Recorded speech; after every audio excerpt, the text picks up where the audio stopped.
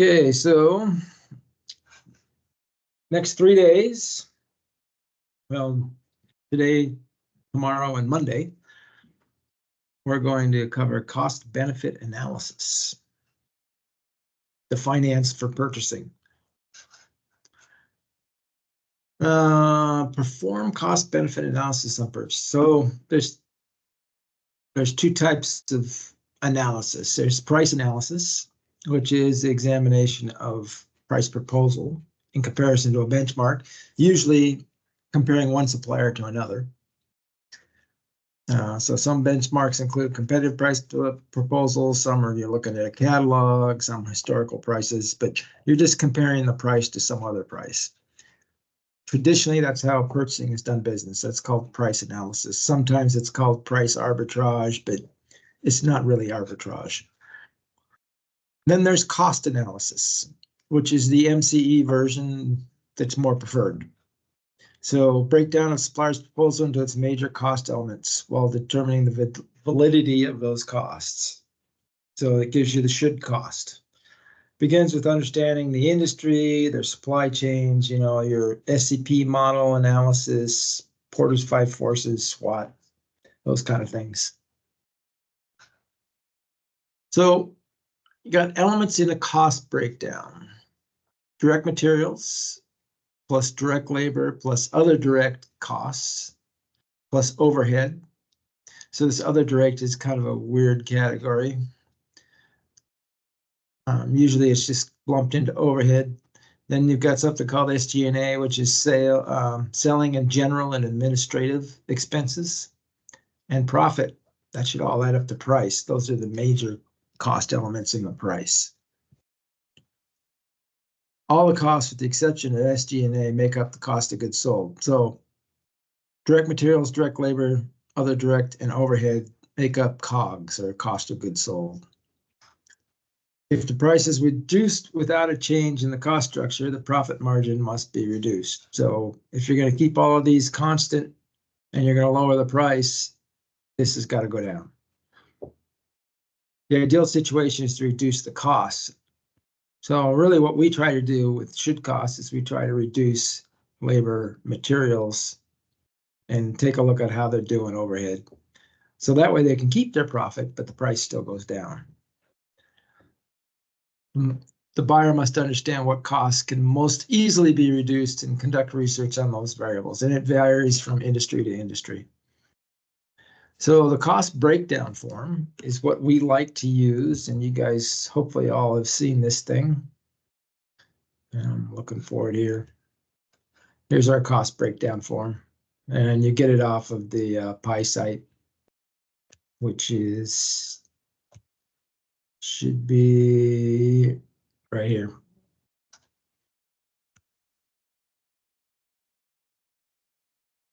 Oops. So send that to the supplier, get them to fill it out. They all won't do it, but if you can get them to fill it out, it's much better because you can see how it changes when things change on the part. And then you can also look at some industry averages in what is the controller's financial review database. So hopefully you've all had a chance to take a look at this. This is on the strategy drive, and it's under controller, which is here, and then financial review database. This will tell you, in this Word doc will tell you basically how to use the thing. And you get a report. See if I've got it up. Doesn't look like it.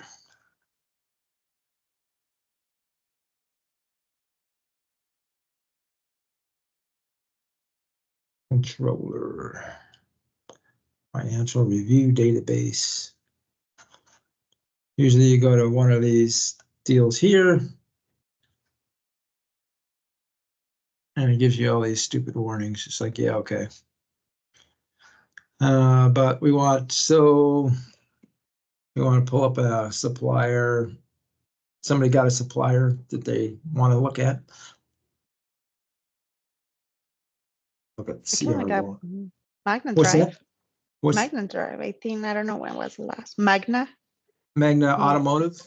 Drive, or it will Drive. be, yeah, Probably automotive. yeah. They're probably listed by their formal name.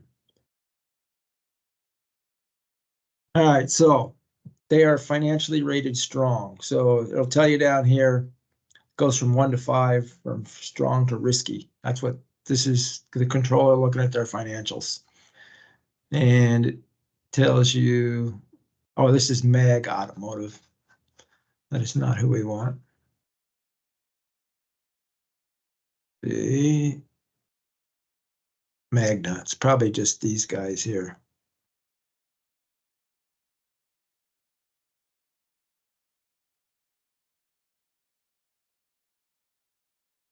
So Magna, so they're still strong. CNT, public. And it goes from 1 to 5, and they're at 3.32. So anything above 2.6 is strong. Here's the 10 financial criteria they're looking at. And this is suppliers' financials. I guess page 2 would give you some more data, but gives you some spend data, impact ratings, things like that. It's a good thing to check every once in a while. It also tell you, so the last time they reviewed it was 10 August 23 for this particular supplier. But so the strategy drive, financial review database, controller financial review database. And then this is the work instruction. Okay, where were we? Oops.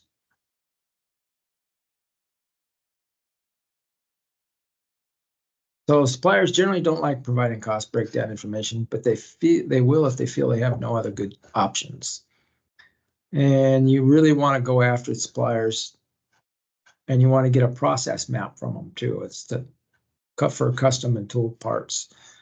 Suppliers will typically try to hide profit margin in the overhead costs, which is why you want to get them to fill this thing out. You can take a look at it and see if it makes sense.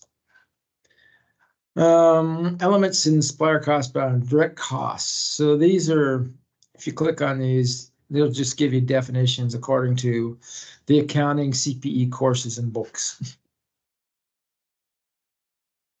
Typically, direct material and direct labor can be assigned to a single unit, so to a single part that's produced. Costs will vary in proportion to the volume. So the more you make, the cheaper the direct material and cheaper the direct labor is going to be per part. So a reduction in direct costs is worth more to the buyer than a reduction in profit margin. Yeah, okay, maybe. Reduction represents a win-win scenario for the supplier and us. Other direct costs, things like travel expenses, inspection labor, electricity for required machinery. A lot of people don't use this category, they just stick it into overhead. Indirect costs are costs assigned to products but related to the normal operation of the organization, i.e. overhead, made up of fixed costs. So indirect costs and fixed costs are kind of the same thing. So a fixed cost, a true fixed cost, remains constant regardless of the output. Rent, depreciation, sometimes utility bills, those are all fixed costs. Cost remains constant. Fixed cost per unit drops as production increases because the cost stays the same, but the denominator grows. Assigned to departments by cost allocation models, we'll cover in a minute, and costs are incurred through decision by top level management. Yeah. You got to basically, if you're going to make money, you got to put all your costs into the part that you're selling. Variable costs that change proportionally with the volume of production. Direct labor and direct material are your classic variable costs. Cost per unit is relatively constant, and costs are easily assigned to operating departments. Consumption of cost is controlled by the department manager. Then you've got something called semi-variable that some people use. Costs that possess both fixed and variable components. So salaries of indirect labor, like us in purchasing, or indirect labor, HR benefits, utilities, those are all kind of semi-variable. Analyze using one of three approaches: high and low points, least squares, or visual analysis with scatter diagram. So cost change proportion to changes in volume, but not direct proportion. So as volumes go up, you hire more people, some of these costs will change a little bit at some point. And then you got fixed and variable elements of them. The cost of carry, also called inventory holding costs, includes the cost of holding or having inventory on hand. We try not to do this at PACCAR. We try to make our supplier do it, but don't kid yourself. It costs money to hold inventory. There's four components. There's finance costs, short-term borrowing usually, to get cash to pay the bills, and then the opportunity cost of that cash you're using to hold that inventory. Ownership costs or taxes and insurance. A lot of inventory in a lot of states is taxed rather highly. Risk costs, shrinkage or theft, damage, obsolescence is the big risk cost. You're sitting on 1,000 pieces and then we just change the part and we don't need them anymore. Overhead costs, storage and handling. Cost to carry is stated as a percentage of the item's value over a given time. Usually it's 1/3 of the value to store the goods per year. That's a good rule of thumb. If the opportunity cost is included, you can go up to 1/2, but usually 1/3 of the price of the part. And how many parts there's times by how many parts they're storing is what it's going to cost. And we've got a slide deck somewhere. Here it is. Cost to carry, there's an article, you can read about it. And again, this is your costs again. And then inventory turnover ratio. Materials is usually measured on this. How frequently a company transfers a product from a warehouse to a customer or a consumer. Calculated by dividing the annual cost of goods sold by the annual inventory. And this kind of tells you how to do it.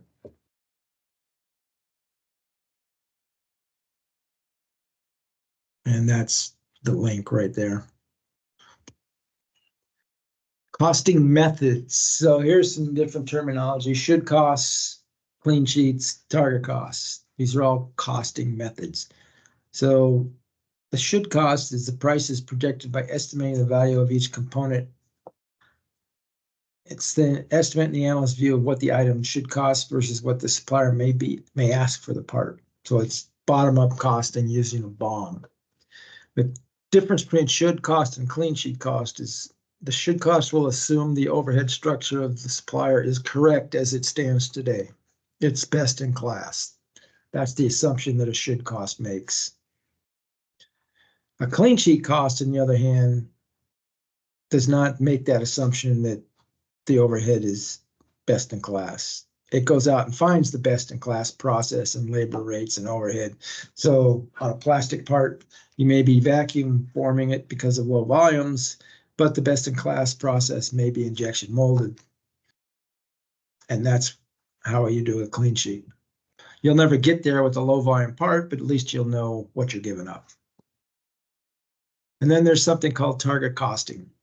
So it's method used to determine the price of a good minus profit. So target costing, where these two start from the bottom and go up the bill of materials, this starts at the top. You determine what the market will pay for the item, and then you determine what it's going to cost, and then minus your desired profit. And that's going to be the target cost. So you subtract out your profit ahead of time, and then they come to us, engineering comes to us and says, okay, I got to get it for this much because that's my target. Now, whether it's realistic or not is another question, but that's what they're doing. So this is a process map for target costing according to ISM. So supply management involved. This is what purchasing does on this side. These are the steps. And then these are the data sources. LPP, you get this in MCE. It doesn't work for all parts, but for the ones it does, it's pretty cool. Simple regression. Appropriate method for this is results indicate strength of the correlation. Cost driver with the highest correlation is the price to the price is the relevant one to use in the analysis. So you identify the cost driver, and then you do some regression analysis. And it looks we have a form that will do this for you.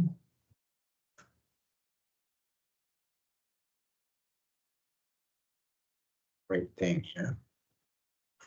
Looks like this. You can get this on the MCE site. You just plug in, you know, your cost and what you're measuring, and some more down here, and it plots all this stuff and gives you the line. It's not a least squares line. It's a different line. But this is interesting and kind of good for some particular items. Then you've got something called marginal cost or average costs. And the easiest way to look at this is to go look at it on a spreadsheet. So rate of output, this is the number of units we're building.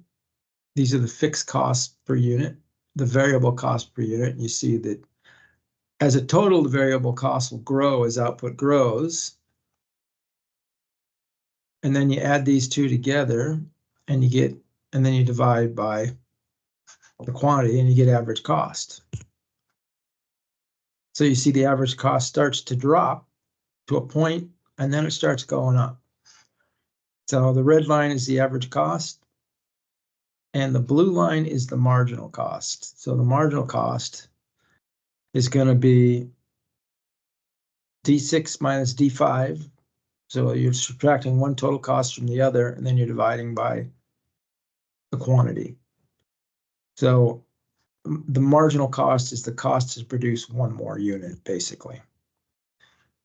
And then you see it starts to drop, but then it starts going up. It starts going up sooner than the average cost. So the average cost is still dropping, but now the marginal cost starts going up. And where these two lines cross is the quantity. If you're buying, for us, it doesn't make any difference because we don't buy by quantity, but if you were, that's where you'd buy. And then these are the fixed costs and these are the variable costs. And that's what's happening here is you're running out of efficiency. Basically, you don't have enough people or you don't have enough machines and you're not as efficient. And that's why the marginal cost starts going up. And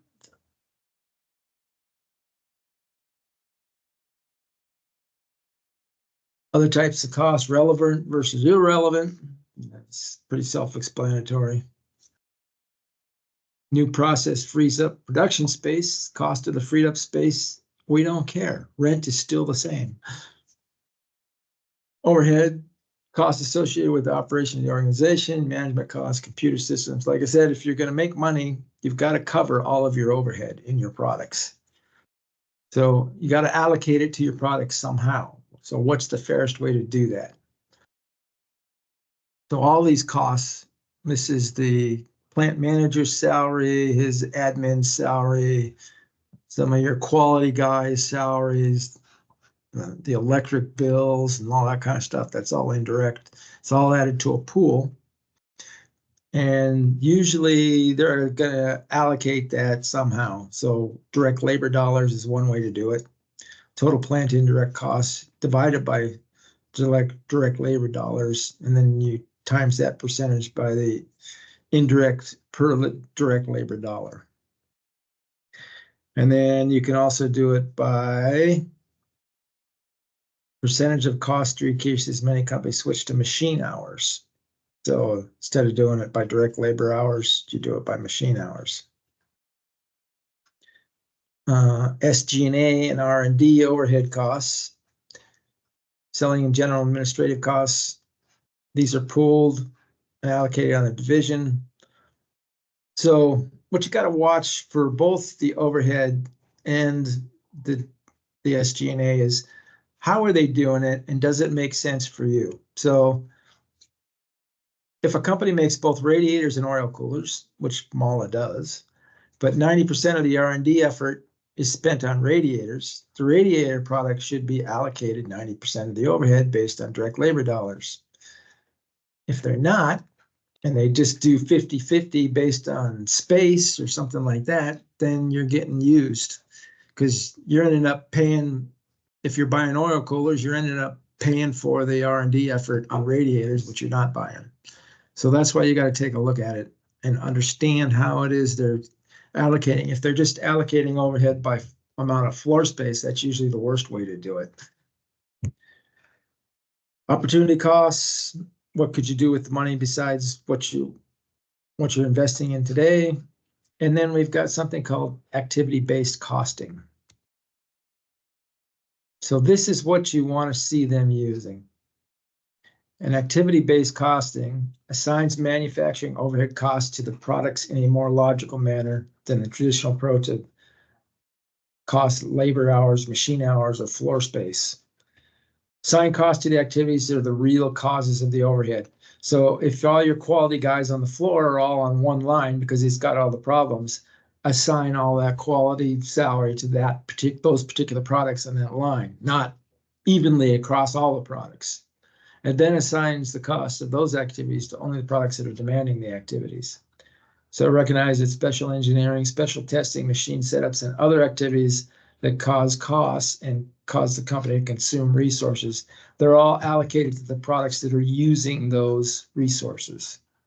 So under ABC, the company will calculate the cost of the resources used in each of those activities. And next, the company will assign the cost of those activities to only the products that are using them.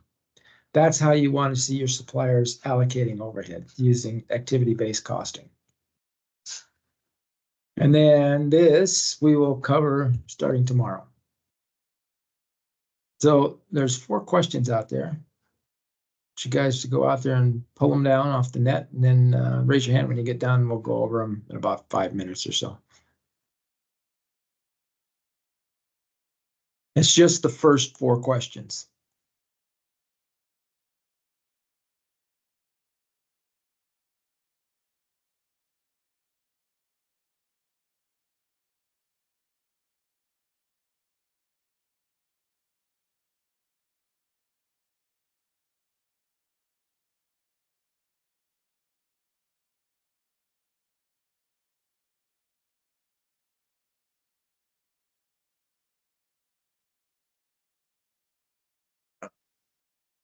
I sent the right group to you. Let's see.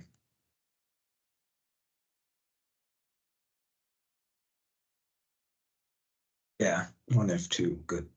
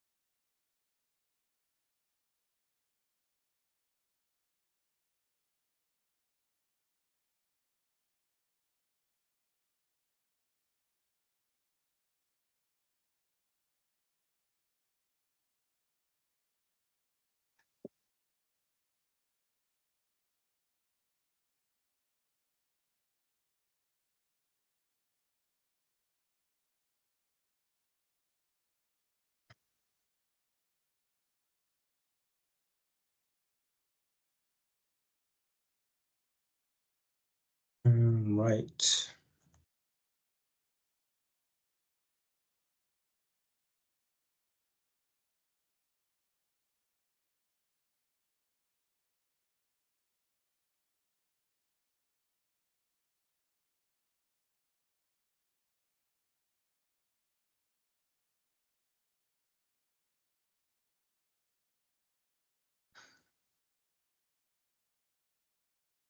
All right, we're gonna have to go over some answers here. Probably haven't finished, but I will post these in the chat. So number 1 is alpha, because landed cost is the total cost for an important item, including purchase price plus freight, like all of the above. 2 is delta. Landed cost is defined as the total accumulation of cost for an imported item. Something went wrong there, I think. 3 is Charlie. So this is the hanger one.